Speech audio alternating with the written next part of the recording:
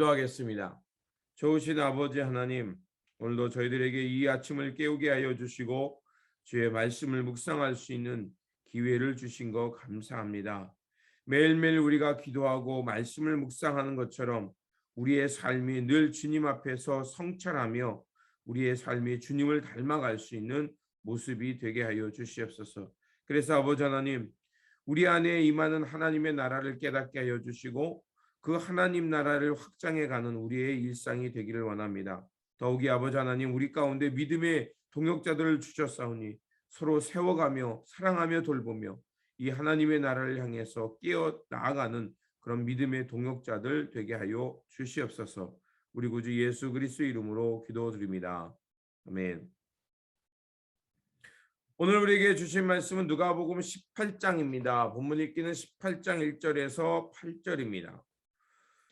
예수께 그들에게 항상 기도하고 낙심하지 말아야 할 것을 비유로 말씀하여 이르시되 어떤 도시에 하나님을 두려워하지 않고 사람을 무시하는 한 재판장이 있는데 그 도시에 한 과부가 있어 자주 그에게 가서 내 원수에 대한 나의 원한을 풀어 주소서 하되 그가 얼마 동안 듣지 아니하다가 후에 속으로 생각하되 내가 하나님을 두려워하지 않고 사람을 무시하나 이 과부가 나를 번거롭게 하니 내가 그 원한을 풀어주리라. 그렇지 않으면 늘 와서 나를 괴롭게 하리라 하였느니라. 주께서 또 이르시되 불의한 재판장이 말한 것을 들으라. 하물며 하나님께서 그 밤낮 부르짖는 택하신 자들의 원한을 풀어주시지 아니하겠느냐. 그들에게 오래 참으시겠느냐. 내가 너희에게 이르노니 속히 그 원한을 풀어주시리라. 그러나 인자가 올 때 세상에서 믿음을 보겠느냐 하시니라. 아멘. 오늘 본문 말씀은 기도에 관한 교훈의 말씀입니다. 예수님은 한 가지 비유를 들어서 기도에 대해서 말씀하십니다. 비유에서 과부는 못된 재판관을 찾아가 자신의 권리를 찾아달라고 요청합니다. 재판관은 한동안 들어주지 않지만 과부가 자신을 계속해서 귀찮게 할까 싶어서 결국에는 그 청을 들어줍니다. 그는 하나님도 두려워하지 않고 사람도 존중하지 않는 사람이었지만 귀찮게 한다는 이유로 과부의 권리를 찾아준 것입니다. 이 비유는 종종 하나님께 기도할 때 끈질기게 기도해야 된다라는 근거로 사용됩니다.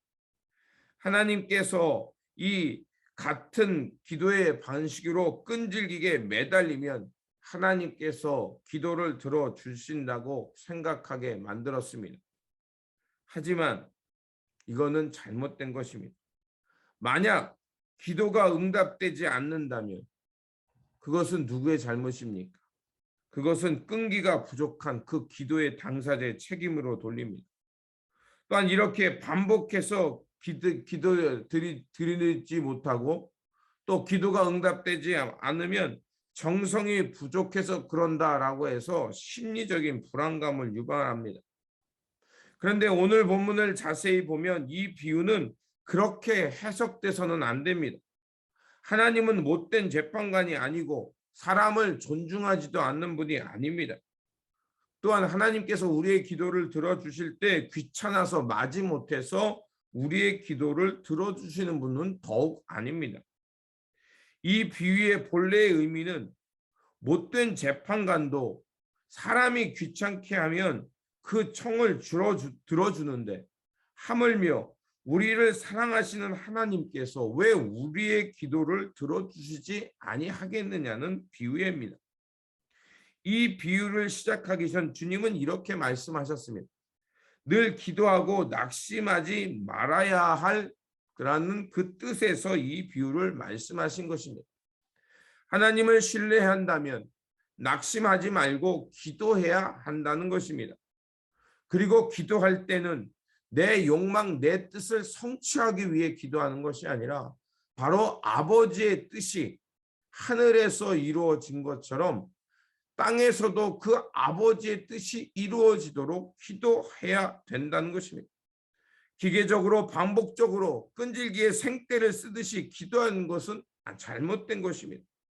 하나님을 신뢰하는 마음을 가졌다면, 하나님은 우리가 그 마음으로 전심을 다해 기도했다면 충분히 때가 되면 우리의 기도를 들어주실 것입니다.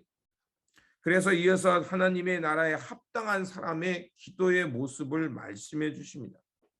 첫 번째 나타나는 사람이 누굽니까? 바로 스스로를 의롭게 여기는 바리새인이었습니다. 그리고 두 번째 사람은 오히려 하나님 앞에 부끄러워 나가지 못하고 성전 기둥 뒤에 숨어서 차마 소리내어 기도하지도 못하고 가슴을 치며 자신의 죄인임을 인정하고 하나님 앞에 자비를 구하는 세리의 기도였습니다. 예수님은 이 기도하는 모습을 보고서 뭐라고 말씀하십니까? 바리새인은 율법적으로 옳았습니다. 거룩하게 외형적으로는 살았습니다. 그 하나님께 나름대로 최선을 다해서 11조와 또 하나님 앞에 그 제물을 늘 드렸습니다. 그런데 예수님은 누구의 기도가 하나님 앞에 상납되었다고 말씀하십니까? 바로 차마 주님 앞에, 하나님 앞에 부끄러워 나가지 못하는, 기둥 뒤에서 가슴을 치며 차마 소리내지 못하고 그냥 속으로 통곡하는 그 세리의 기도를 들어주신다라고 말씀하십니다. 그러면서 주님은 다시 한번 하나님 나라에 어떤 이들이 들어가는지 말씀해 주십니다. 마가복음에는 어떤 그 젊은 청년으로 나오는데 여기에서는 부자 관원으로 나옵니다. 부자 관원이라는 것은 그가 상당한 재물을 가지고 있었습니다. 그가 주님께 나와 어떻게 하여야 영생을 얻겠습니다라는 그 최고의 우리 신앙의 핵심을 질문합니다. 그래서 주님은 그에게 이렇게 말합니다. 네 가진 것을 다 팔고 나를 따르라.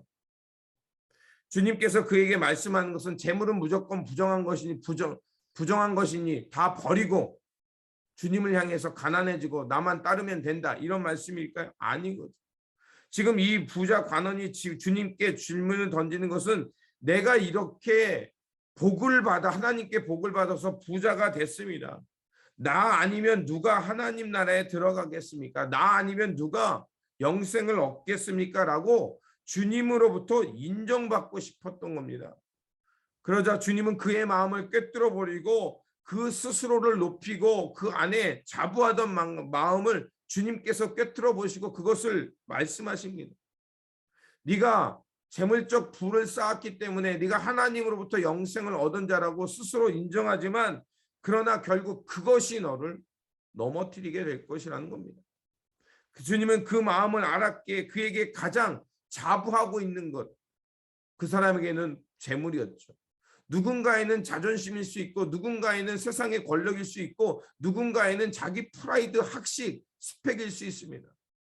주님은 그런 것을 내려놓아야 진정한 하나님의 나라가 보인다는 뜻입니다.